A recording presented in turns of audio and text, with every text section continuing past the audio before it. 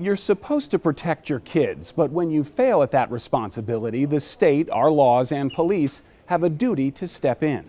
But in the case of a young Georgia girl, all those safety nets failed her and gave her attacker time and space to continue to abuse her.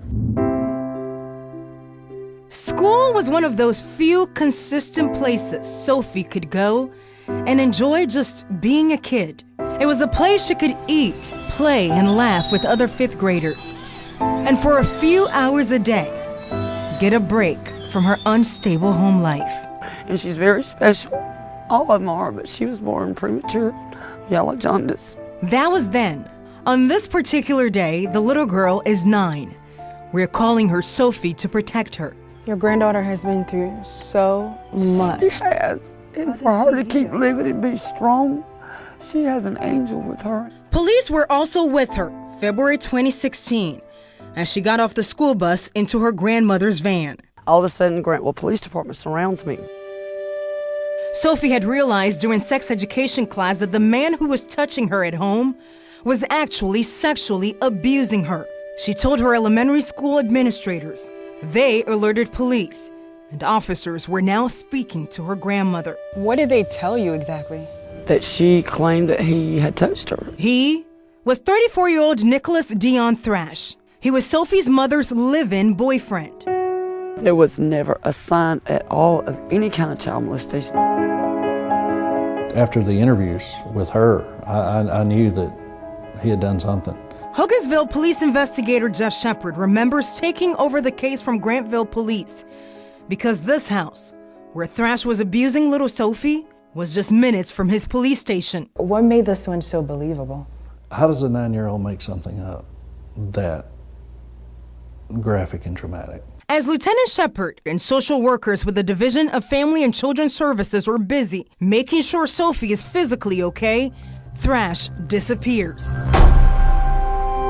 And it was as if he fell off the face of the earth. Where is Nicholas Thrash? Mom says that she hasn't seen him, she can't get him on the phone. We know during the interviews that the children say that Mom's talking to him on the phone. It was Lieutenant Shepard's first sign that Sophie's mother would become one of the biggest obstacles in his investigation. Mom did not even come to the house for the search warrant. But Lieutenant Shepard and his team went inside and found clothes, blankets, and underwear in Sophie's room, clear with DNA evidence. But Mom still wanted the case dropped. But Mom had started then, this case, my daughter's, I don't think she's telling the truth. There was a defense order saying Sophie needed to be kept away from Thrash. Her mother still drove her hundreds of miles out of state to reunite with Thrash in Indiana before DFACS could stop her. Sophie and her brother were once again sleeping under the same roof with her abuser, this time in this house in Indiana. Grandma waited, hoping they would come back.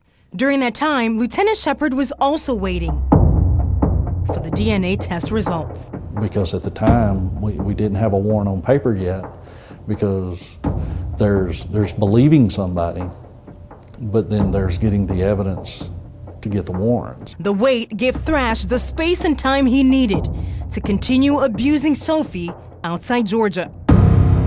Maybe I got some tunnel vision on the investigation. I didn't put a rush on the DNA. The test results did eventually come back. Almost 2 years later, it confirmed Thrash had been raping the 9-year-old in this Troup County house. But it was too late. By then, he had raped her multiple times again in Indiana, and she was now pregnant with the 34-year-old's baby. He is a sick individual. Very sick. Very, very sick. Who hurts a baby that way? Who?